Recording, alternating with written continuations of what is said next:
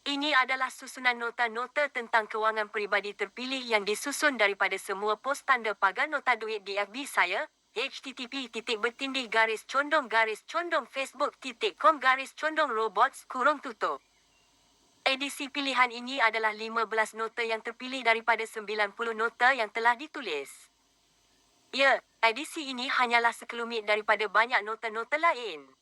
Semua nota ini dipilih berdasarkan populariti di Facebook, ramai yang like dan share. Ada juga yang dipilih berdasarkan kepentingannya pada kewangan kita. Semua nota ini ditulis dari sudut pandang dan konteks, makan gaji tetapi kaya harta. Maka bahasa dan isinya lebih berat ke arah orang makan gaji. Bukan usahawan dan bisnisman. Itu untuk siri nota seterusnya, tanda pagar nota bisnis. Mengapa tulis tanda pagar nota duit terlebih dahulu? Kerana kewangan peribadi adalah tapak pertama untuk membina kekayaan. Kewangan peribadi ibarat pertahanan, manakala buat bisnes adalah serangan. Jika kita menyerang tetapi pertahanan punah, tetaplah kita kalah perang. Marilah kita perkukuhkan pertahanan kewangan peribadi kita. Selamat membaca. 6 kriteria mereka yang makan gaji tapi kaya harta. Jika tuan berniat nak jadi kaya dengan berbisnes, lalu memutuskan untuk berhenti kerja, maka ketahuilah, makan gaji pun boleh jadi kaya harta juga. Maka, apa yang membezakan orang yang makan gaji tetapi kaya harta dengan kita yang makan gaji tetapi cukup-cukup makan sahaja? Ya, saya belum kaya harta lagi, dan saya masih makan gaji. Kriteria 1, menyimpan dengan konsisten. Kita boleh lihat, orang yang kaya harta, tidak kira melalui jalan berniaga dan juga jalan makan gaji, konsisten dalam menyimpan. Cara mereka konsisten menyimpan juga mudah, dapat sahaja duit untuk kegunaan isi rumah, terus disimpan 10% atau lebih daripada jumlah tersebut mengikut keselesaan mereka. Ada yang menerima gaji melalui bank, sudah ada sistem yang akan transfer wang gaji dalam-dalam bank terus ke akaun tabung haji secara automatik. Maka, selebihnya boleh dihabiskan untuk belanja isi rumah. Mereka tidak risau lagi tidak menyimpan. Kriteria 2, konsisten berhubung dengan pemiutang. Ini pun sama juga. Mereka tidak takut dengan bank. Mereka tahu hak-hak mereka sebagai peminjam. Contohnya, ada ketika mereka tidak mampu membayar ansuran bulanan kereta. Apa yang mereka lakukan? Bukan sorok kereta. Bukan buat tidak tahu. Tetapi mereka telefon bank dan mohon tangguh. Kemudian mengikut segala prosedur. Mereka ada mindset yang semua perkara boleh dibawa berbincang. Lebih-lebih lagi dengan pihak yang berurusan secara rasmi dengan mereka seperti bank, tuan rumah, bos di tempat kerja dan lain-lain. Kriteria 3, menjaga hubungan baik. Kita boleh lihat, fokus utama mereka yang kaya harta jarang sekali berkisah tentang harta, tetapi hubungan baik dengan semua pihak yang sepatutnya, semua orang yang tidak berniat jahat kepada mereka. Antara pihak yang penting untuk dijaga hubungan baik adalah Allah, ya, itu paling penting ya, jaga solat kurang daripada pesan untuk diri sendiri juga ibu bapa, suami isteri anak, adik-beradik, saudara mara dan sahabat handai. Kemudian turun kepada sahabat niaga, supplier, vendor dan sebagainya. Namun jika terbukti ada yang berniat jahat mereka akan. Kriteria 4, tegas dalam hubungan. Ya, mereka akan bertegas dan point out yang pihak tersebut berniat jahat. Mereka tidak cakap-cakap belakang dan juga tidak menuduh secara terbuka. Mereka tegas kerana hasrat utama mereka adalah untuk menjaga hubungan baik dengan semua orang. Bertegas dengan mereka yang cuba menganiaya kita adalah salah satu jalan mengukuhkan hubungan baik. Ini kerana mungkin sahaja pihak satu lagi tidak sedar mereka sedang menganiayai kita. Lalu mereka akan membetulkan kesalahan.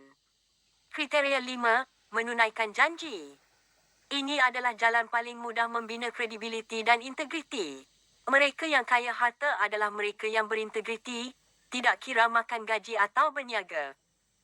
Pekerja yang berintegriti lebih mudah naik pangkat dan naik gaji. Peniaga yang berintegriti lebih disayangi pembeli dan pembekal. Suami isteri yang berintegriti lebih dipercayai dan lebih bebas berurusan. Apabila sudah berjanji, berusahalah untuk deliver. Maka kita perlu berhati-hati apabila berjanji. Kecil atau besar, ia tetap perlu ditunaikan. Dan ya, janji kepada anak isteri kita sama pentingnya dengan janji kepada pembeli dan pembekal kita, jika tidak lebih penting. Kriteria 6, belajar dan buat.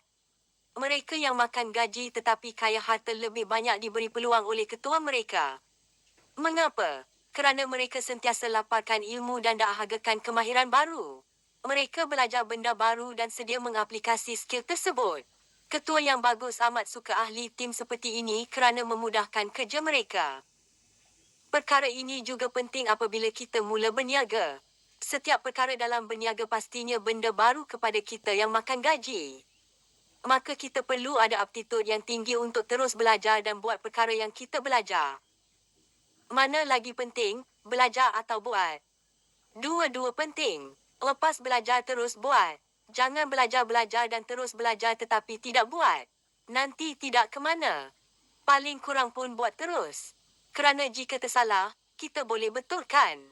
Pastikan ada cara untuk kita tahu kita tersalah buat. Mungkin sasaran khusus ataupun mentor yang boleh memberitahu kita kesalahan kita. Itulah 6 kriteria yang ada pada mereka yang makan gaji tetapi kaya harta. Semuanya berkisar tentang sikap dan interaksi kita dengan semua pihak. Semuanya bawah kawalan kita. Maka tiada sebab untuk kita yang makan gaji, tidak kaya harta. Kaya masa dan kaya jiwa itu lain pula ceritanya. Kebenaran tentang makan gaji dan berniaga. Ada yang bahagia makan gaji, ada yang bahagia berniaga. Ada yang bersusah makan gaji, ada yang bersusah berniaga. Ada yang tak cukup makan dengan makan gaji, ada juga yang tak cukup makan berniaga. Ada yang kaya raya makan gaji, ada yang kaya raya berniaga. Ada yang banyak masa makan gaji, ada yang banyak masa berniaga. Semua perkara ada majoriti dan juga ada pengecualian. Majoriti makan gaji hidup sempit, ada juga yang hidup senang. Majoriti berniaga kais pagi makan pagi, ada juga yang hidup senang. Apa yang membuatkan mereka yang berjaya itu, berjaya? Lihat sekeliling kita dan cuba tengok orang yang kita tahu telah berjaya. Lihat apa yang dia buat setiap hari yang berbeza dengan kita. Perbezaan paling nyata, yang berjaya buat. Yang kurang berjaya, cakap. 4 jenis pendapatan yang menentukan siapakah kita. Kita sudah tahu yang dalam setiap bidang pendapatan, ada yang berjaya antara majoriti yang tidak berjaya. Dan setelah kita selidik kita juga tahu 9 kriteria yang menjadikan mereka berjaya dan kaya harta. Namun kita belum tahu lagi dengan lebih terperinci. E, B, S, I. Menurut Robert T. Kiyosaki dalam buku beliau, Cash Flow, ada 4 jenis cara kita menerima pendapatan. Setiap cara ini juga menentukan apakah mindset kita terhadap harta dan kekayaan. 4 cara tersebut adalah employee atau pekerja, self-employed atau bekerja sendiri, business owner atau usahawan, investor atau pelabur. Setiap cara tersebut mempunyai mindset yang tersendiri. Malah, untuk beralih dari satu cara ke cara yang lain, ia memerlukan kita mampu menukar mindset kita dengan betul dan kukuh. Ini yang menjadikan ramai kita bertelagah sesama sendiri. Contohnya, pekerja. Pekerja mindsetnya, saya yang menurut perintah. Mereka menurut arahan daripada pengurus atau ketua mereka dan cuba sedaya upaya menyiapkan arahan tersebut dengan sebaik mungkin. Pekerja yang bagus adalah pekerja yang siap kerja on time mengikut spesifikasi dan bajet yang telah ditetapkan. Mindset pekerja juga termasuk, saya mahu gaji saya on time. Self-employed pula mempunyai mindset, kalau aku tak kerja aku tak makan. Kebanyakan self-employed datang daripada kotak pekerja yang muak dan jelak dengan tempat kerja mereka. Maka beliau keluar dan bergerak solo. Fasa permulaan memang semuanya indah-indah belaka. Namun apabila duit simpanan mencecah kosong, dan tiada kerja yang masuk, barulah self-employed ini sedar apa yang mereka dalam masalah yang lebih besar berbanding semasa menjadi pekerja dahulu. Namun nasib baik mereka yang mengawal keadaan. Keadaan menjadi semakin baik apabila self-employed berusaha dengan lebih tersusun dan mempunyai mentor dan strategi yang bagus. Cara ketiga adalah jalan usahawan.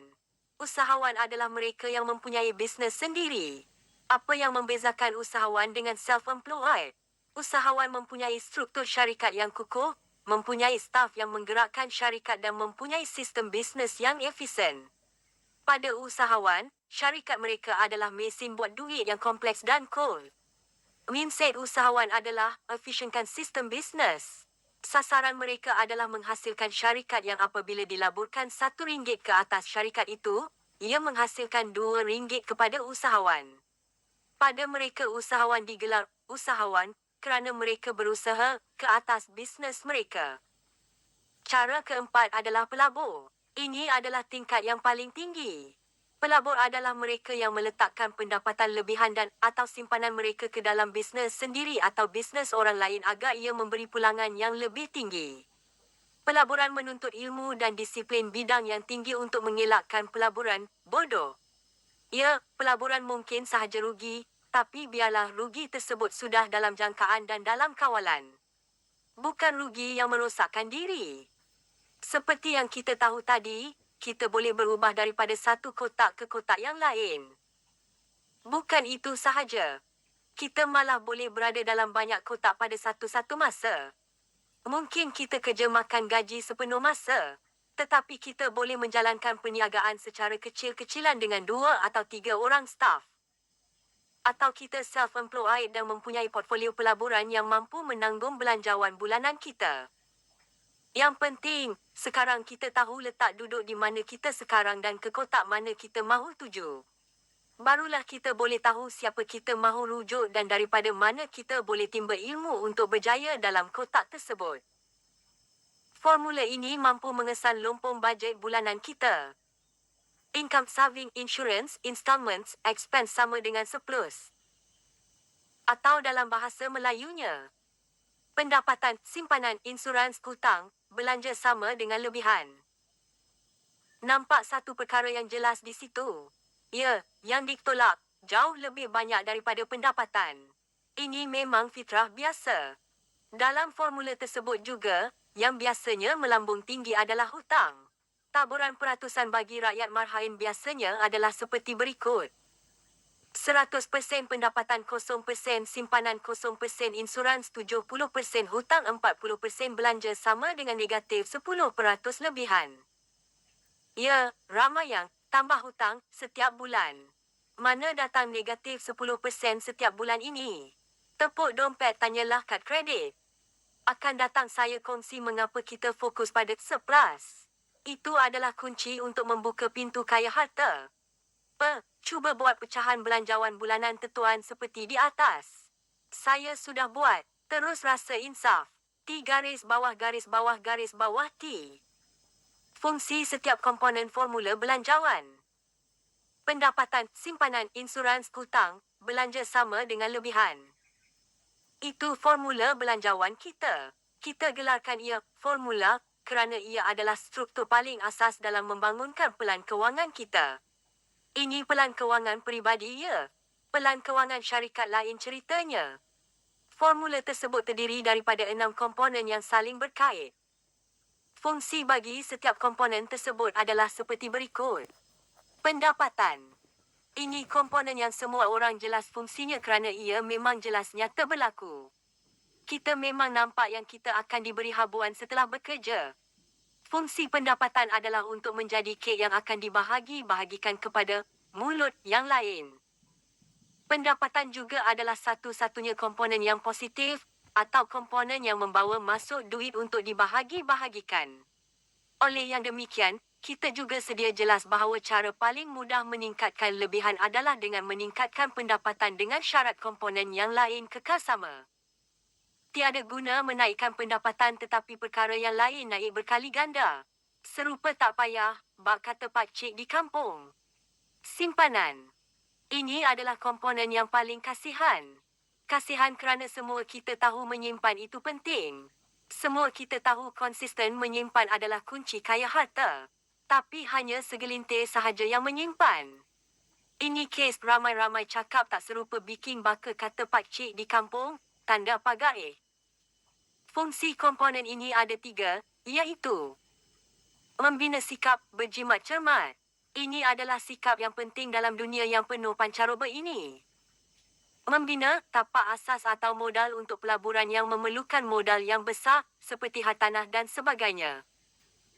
Sebagai plan B jika berlaku kecemasan yang tidak dilindungi insurans atau memerlukan cash dengan pantas. Insurans. Satu lagi komponen yang kasihan. Sama seperti simpanan, kita semua tahu pentingnya ada insurans, tapi tetuan pun faham-fahamlah. Rakan saya, Tuan Syakir Ghaffar, https://www.facebook.com/Muhammad-s.Ghaffar berkongsi tentang fungsi insurans semasa sesi sembang kopi dengan beliau tempoh hari. Fungsi utama insurans, yang pertama dan paling penting, adalah melindungi ahli keluarga kita jika dan semasa ditimpa musibah. Idea utamanya adalah insurans akan mengambil alih tanggungjawab kewangan kita jika berlaku kejadian yang tidak diingini. Maka ahli keluarga kita tidak terbeban dengan hutang kita dan kehilangan sumber pendapatan daripada pihak kita. Insurans ini tanda tanggungjawab dan juga simbol kasih sayang kita kepada keluarga kita, muka gembira. Terdapat pelbagai jenis insurans yang melindungi pelbagai keluarga dari pelbagai perkara kewangan. Kita perlu faham apa yang kita bayar untuk melindungi apa dan bagaimana menguruskannya apabila berlaku kemalangan. Hutang. Ini semua kita rakyat marhaen sangka kita tahu fungsinya, namun semua kita, rakyat marhaen tadilah tetap menyalahgunakannya. Sama ada secara sedar atau tidak, ramai kita yang menyalahgunakan hutang dalam belanjawan kita. Fungsi utama hutang adalah membantu pembelian big ticket item, bak kata Robert T. Kiyosaki. Big ticket item pada rakyat marhaen ada dua sahaja, iaitu satu kereta dan juga dua rumah. Fungsi hutang adalah untuk membeli dua perkara tersebut sahaja. Tidak lebih dan tidak kurang. Jadi, jika kita ingin berhutang untuk perkara peribadi selain daripada beli rumah dan kereta, contohnya smartphone Galaxy Note S6, maka berhenti dan fikir, adakah aku mampu membayar penuh semua hutang ini sebelum hujung bulan? Jika tidak mampu, berhenti melangkah dan patah balik. Balik rumah dan buka tabung simpanan baru dengan nama Tabung Note S6. Mula menabung. Belanja. Okey, ini semua orang sangat pakar. Semua orang itu termasuk orang yang kaya raya. Pernah seorang superstar baru basketbol pulang ke rumah cek royalti bernilai 1 juta US. Esok malamnya beliau sudah habiskan kesemua 1 juta tersebut. Ya, nafsu manusia ibarat lubang hitam. Wang mengalir bagaikan sungai jika dibiarkan nafsu beraja di jiwa. Fungsi komponen ini adalah untuk meneruskan kelangsungan hidup dalam gaya hidup yang kita selesa. Setiap gaya hidup memerlukan belanja bulanan yang berbeza. Gaya hidup pekerja kerani berbeza dengan gaya hidup cikgu. Gaya hidup pekerja kilang berbeza dengan gaya hidup tauke kilang. Setiap gaya hidup memerlukan jumlah belanja yang berbeza. Maka pilihlah gaya hidup yang mana jumlah belanjanya tidak melampaui batas. Kita perlu ingat, jadi gembira bukan bergantung pada gaya hidup, tetapi datang daripada dalam diri yang puas hati dengan diri sendiri, dan juga dikelilingi oleh insan tersayang. Lebihan. Ini adalah komponen yang jarang kita sedar kepentingannya. Malah, ia seperti oksigen. Ia ada di mana-mana, tetapi ia sangat penting. Cuba tahan nafas selama 10 minit. Tak boleh. Rasa nak mati. Ya, itulah pentingnya komponen ini. Fungsi lebihan dalam belanjawan bulanan adalah untuk kita gunakan pada akhir bulan untuk melabur ke dalam diri sendiri. Sebarang bentuk perkara yang boleh meningkatkan nilai diri kita boleh didapatkan dengan menggunakan lebihan. Antara perkara yang paling murah dan paling berbaloi dalam meningkatkan nilai diri adalah buku, kredit telefon dan seminar ilmu. Buku boleh menambah ilmu di dada berkaitan apa-apa bidang sekalipun. Maka nilai diri kita akan meningkat. Malah, buku boleh menimbulkan kepuasan dari dalam diri kita. Maka kita mampu gembira walaupun gaya hidup kita di bawah paras gaya hidup rakan-rakan kita yang lain. Mengapa kredit telefon dan seminar? Kerana networking adalah kunci yang membuka pintu peluang terbuka luas. Seminar adalah tempat kita berkenalan dengan mereka yang sama minat dan tujuan dengan kita, manakala kredit telefon untuk kita membina relationship dengan kenalan baru kita. Bergesa bahu dengan orang lain akan membuka pintu peluang dengan banyaknya kepada kita. Alat kerja setiap komponen formula belanjawan. Formula belanjawan adalah seperti berikut. Pendapatan, simpanan, insurans, hutang, belanja sama dengan surplus. Berikut pula adalah senarai alat kerja bagi setiap komponen formula di atas. Pendapatan, gaji, bisnes, pelaburan.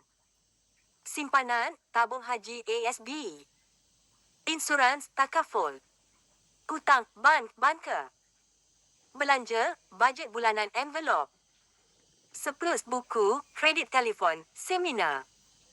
Mengapa buku, kredit telefon dan seminar? Kerana ia adalah alat yang membantu meningkatkan nilai diri kita. Buku untuk menambah ilmu, kredit telefon untuk menambah jaringan kenalan, seminar untuk kedua-duanya. 3 cara menyimpan jika kita makan gaji. Salah satu kriteria mereka yang kaya harta adalah tabiat menyimpan yang konsisten. Maka kita perlu ada strategi untuk membina tabiat menyimpan yang konsisten ini. Berikut adalah 3 cara yang berkesan untuk kita belajar menyimpan dengan konsisten.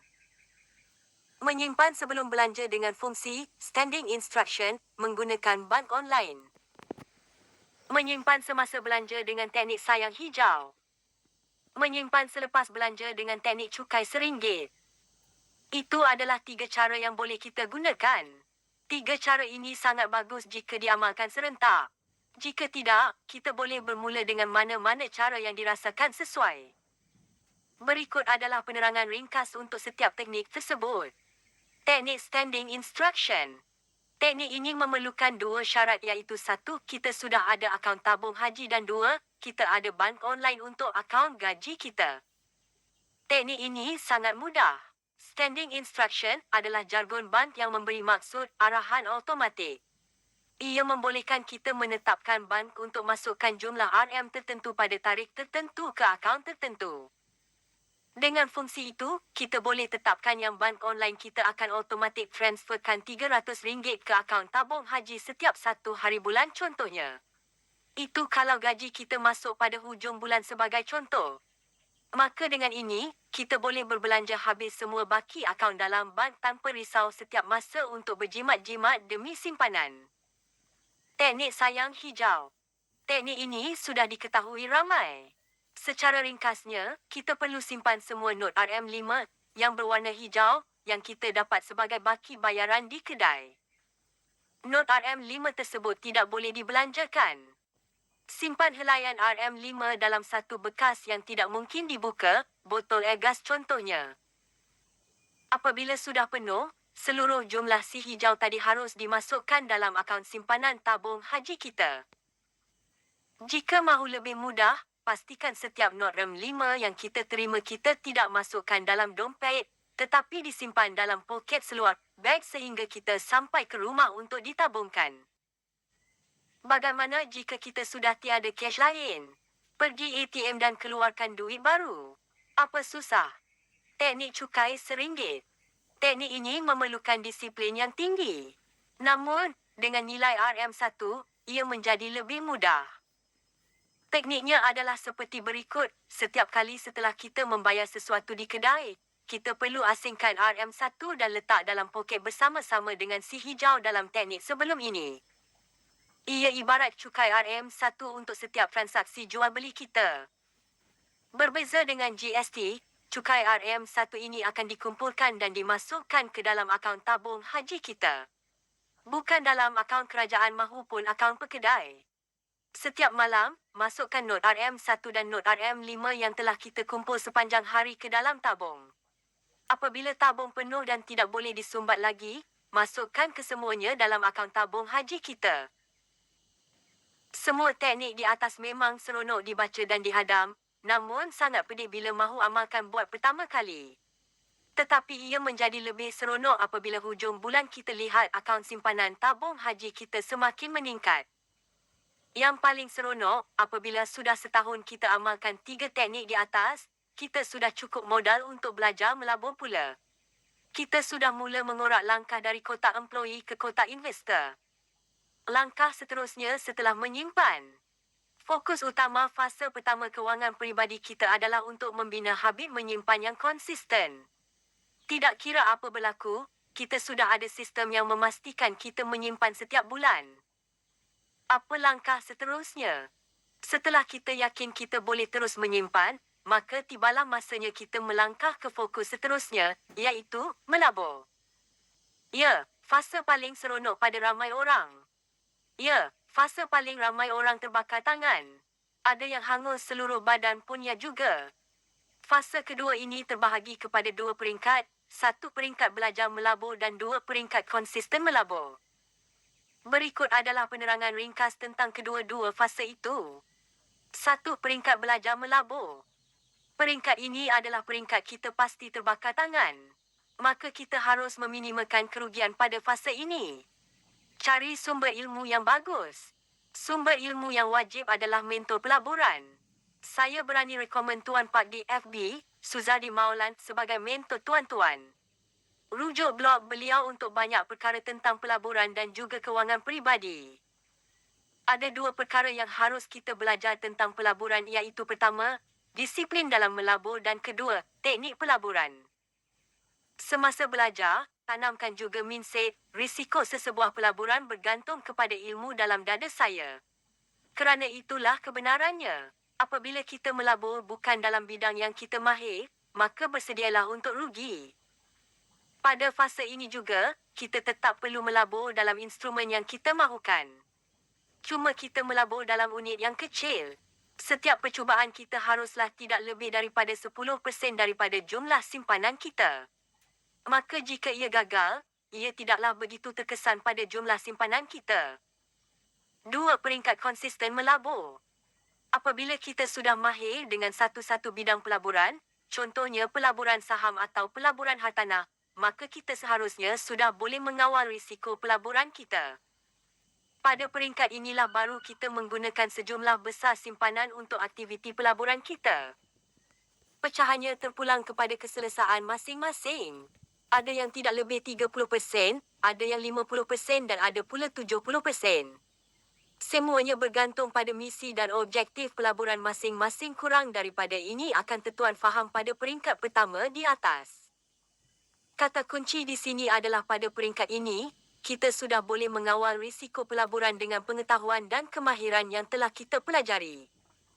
Pelajarilah daripada 2 undang-undang utama Warren Buffett, orang terkaya di dunia yang datang daripada hasil pelaburan. Jangan rugi. Ingat perkara di atas. Peace. Sila cari FB Tuan Suzadi Maulan dan add beliau sebagai rakan. Tulisan-tulisan beliau sangat bagus untuk mereka yang mahu mula melabur. Mengapa kita perlu melabur dalam diri sendiri dahulu? Faktor utama seseorang pelabur itu gagal, ia tersontot. Dalam pelaburannya adalah pertama, kerana tidak berdisiplin dalam melabur dan kedua, kerana tidak cukup ilmu dalam bidang pelaburan yang diceburi. Melabur dalam diri sendiri terlebih dahulu adalah mekanisme penting untuk memastikan pelaburan kita dapat kita kawal risikonya. Malah, ilmu pelaburan sangat berkait rapat dengan ilmu bisnes. Maka dengan ilmu tersebut kita dapat menilai dengan tepat bisnes atau pelaburan yang boleh kita dapatkan pada harga rendah dan jual semula pada harga tinggi. Ilmu pelaburan adalah ilmu bisnes.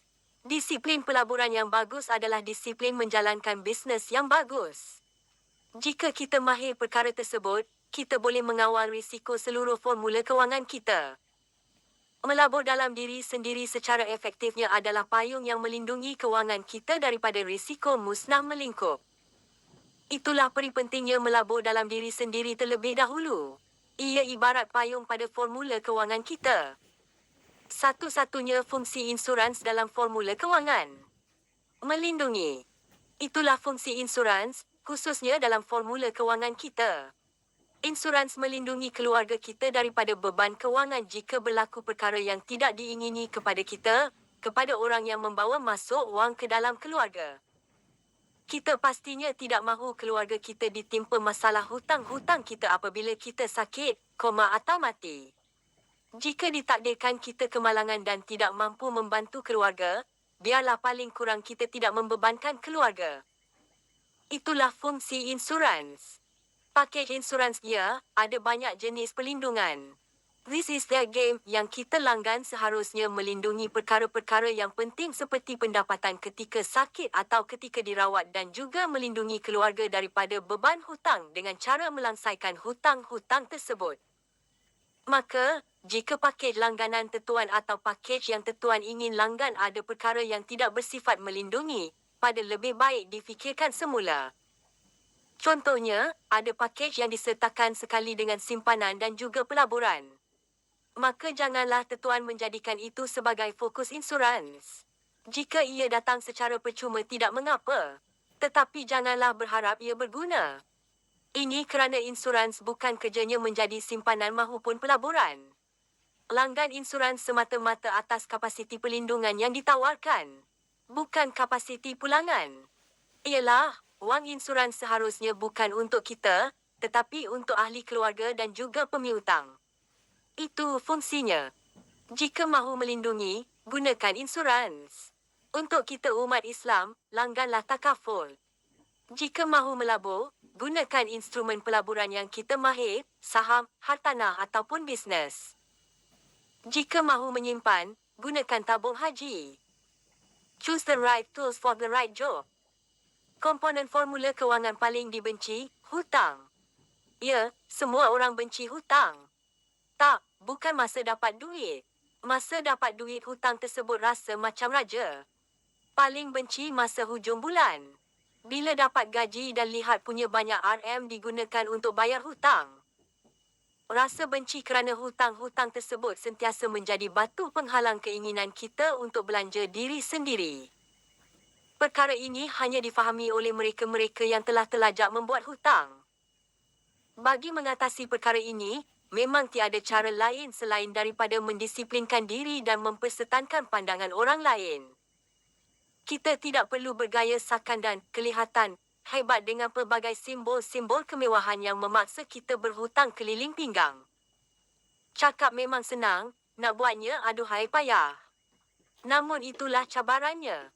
Hutang hanya dibolehkan untuk dua perkara sahaja, membeli rumah dan membeli kereta. Selain daripada itu, gunakan pelbagai teknik menyimpan dan atau cari cara lain menambah pendapatan. Kegilaan paling nyata, beli gadget dengan berhutang kad kredit. OMG.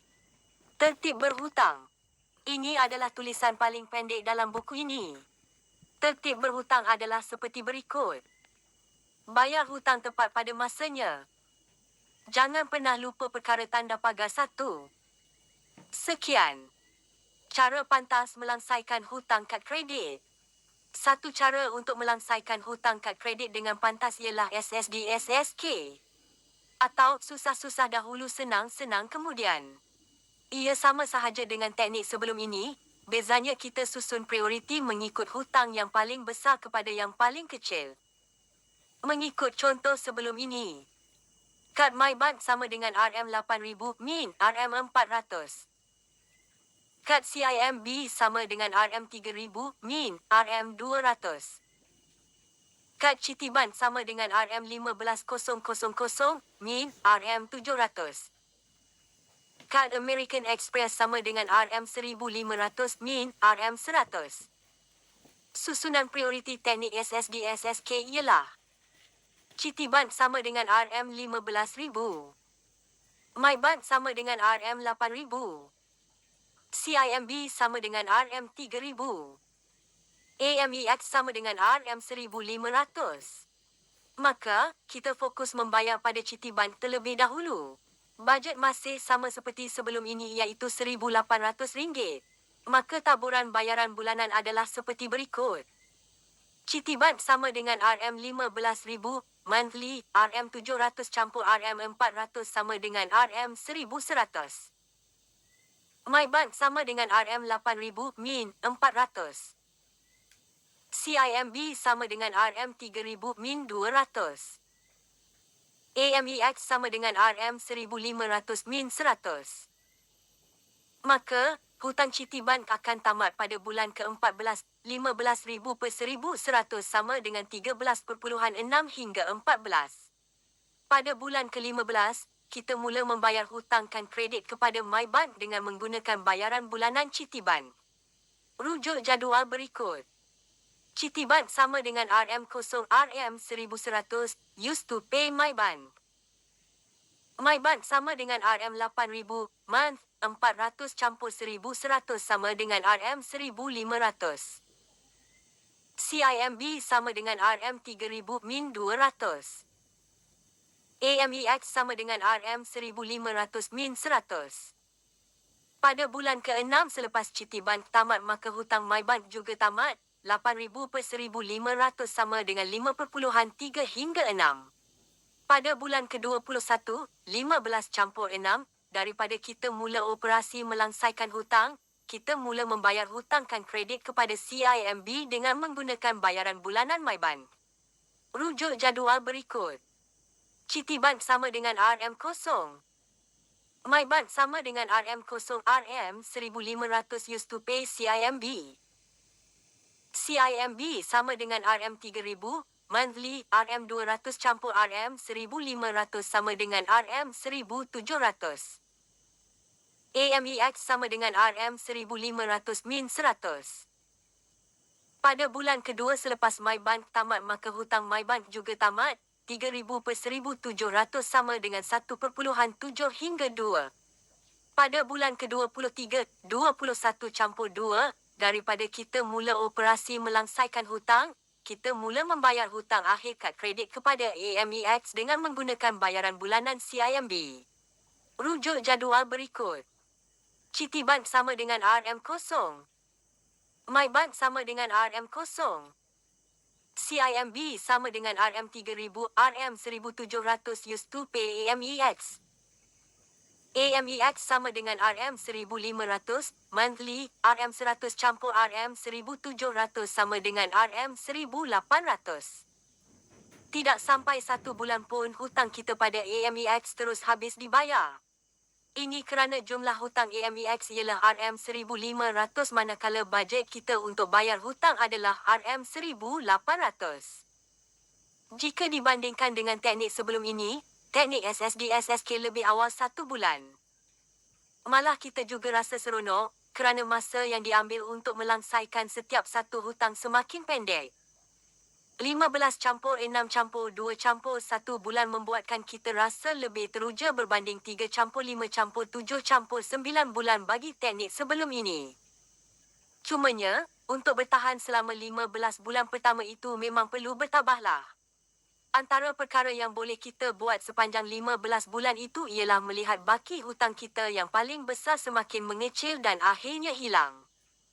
Ia menjadikan kita sangat yakin yang kita boleh melangsaikan semua hutang-hutang kita yang lain kerana hutang-hutang yang lain itu jauh lebih kecil daripada hutang 15 bulan itu. 4. Disiplin menggunakan kad kredit dengan betul. Kita mahu lari daripada jerut perangkap kad kredit. Kita tidak mahu menjadi salah seorang daripada 95,000 orang yang bangkrut kerana kad kredit. Tetapi saya mahu guna kad kredit. Nampak tak betapa manusia ini tidak rasional? Baik, boleh guna kad kredit. Bukan boleh JOLI kad kredit. Itu dua perkara yang berbeza ya. Berikut adalah panduan dan disiplin menggunakan kad kredit dengan betul. Tinggalkan kad kredit di rumah apabila hujung minggu. Jika mahu beli gadget, kumpul dahulu duit dalam bank. Jika terpaksa berhutang, cari 0% installment. Bayar habis kad kredit setiap bulan. Sekarang tanya semula pada diri sendiri, bolehkan aku ikut disiplin di atas? Ya, macam tidak mungkin. Maka lebih elok kita ambil kad kredit tersebut dan kita gunting sahaja. Terpaksa berhutang adalah simptom kepada belum mampu urus belanjawan dengan baik. Jangan ubati simptom tersebut dengan kad kredit, tetapi ubatilah penyakit urus belanja kita. Itulah perkara yang betul dan terbaik. Komponen kewangan paling pelik. Dalam formula kewangan yang kita maklum ada satu komponen yang sangat pelik. Ya, dalam formula berikut ada satu komponen yang nampak biasa, tetapi apabila kita fikirkan dengan mendalam ada banyak perkara pelik padanya. Pendapatan, simpanan, insurans, hutang, belanja sama dengan lebihan. Nampak? Komponen yang paling pelik itu adalah komponen belanja. Ya, komponen belanja. Ia nampak normal sahaja dalam formula kewangan tersebut, tetapi ia mempunyai satu karakteristik yang sangat pelik. Kita terlalu fokus pada berbelanja tetapi kita tidak sedar apa yang belanja. Bagaimana perkara yang kita sangat fokus ke atasnya menjadi perkara yang kita tidak sedar. Entah, saya pun tidak pasti punca ia jadi sebegitu. Namun mari kita fikirkan sama-sama senario-senario seperti berikut. Gaji kecil dan tidak pernah cukup setiap bulan. Tetapi ada rakan yang sama bergaji kecil elok sahaja. Gaji besar, tapi cukup bulan habis, lagi sedih, tidak tahu habis beli apa. Berniaga besar, untung banyak, tetapi apabila jualan merosot, hidup terasa sangat sempit. Apa persamaan pada semua senario-senario di atas? Kemungkinan besar orang dalam senario tersebut tidak tahu apa yang mereka beli dengan gaji mereka. Apabila tidak tahu, janganlah kata mahu merancang perbelanjaan, jauh sekali mahu mengawal perbelanjaan. Ya, itulah kepelikan komponen belanjawan ini. Kita semua bekerja untuk berbelanja, tetapi kita tidak tahu apa yang kita belanjakan. Gaji yang masuk seperti air sungai yang mengalir. Masuk dan keluar begitu sahaja. Walhal kita berpenat lelah mengejar rezeki tetapi seperti tidak terasa apa manfaatnya gaji yang masuk itu. Maka, jangan jadikan belanjawan anda satu perkara yang pelik lagi. Ambil kisah akan segala perkara yang kita beli. Pelajari habit diri kita dalam berbelanja.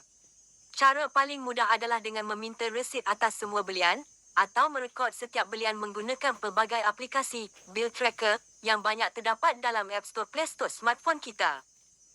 Setiap malam atau setiap hari Ahad kita ambil sedikit masa untuk menyemak apa yang telah kita belanjakan sepanjang masa.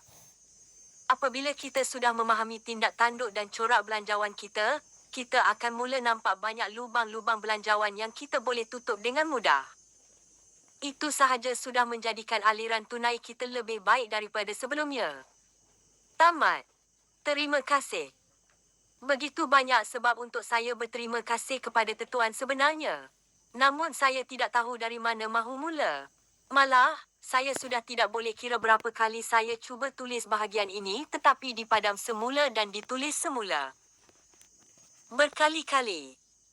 Maka saya hanya mampu ucapkan terima kasih kepada Tetuan, rakan, mentor dan juga teman yang telah banyak membantu dalam penghasilan nota-nota ini. Ya, ini semua adalah nota saya sebenarnya. Ia bukanlah datang dan hadir dari idea dan fikiran saya semata-mata. Ini adalah hasil 5 tahun membaca buku bisnes dan kewangan, berguru dengan mentor, berdamping dengan mereka yang lebih mengetahui, berkawan dengan teman seangkatan, membantu mereka yang perlukan pertolongan dan banyak lagi perkara lain. Terima kasih yang tidak terhingga kepada Tetuan yang sudi membaca nota-nota ini. Harapan saya agar ia dapat melapangkan dada dan fikiran Tetuan yang sedang kabur dan kesempitan. Seperti mana ia melapangkan dada dan fikiran saya juga. Sekali lagi, terima kasih. Izwan Wahab tanda @robots. http://facebook.com/facebook.com/robots. PM saya jika ada sebarang pertanyaan atau sekadar sembang-sembang. Ada masa saya balas, ada daya saya bantu, muka gembira. Selepas tanda pagar nota duit. Apa lagi selepas ini? Satu buku ini akan dibukukan menjadi buku fizikal.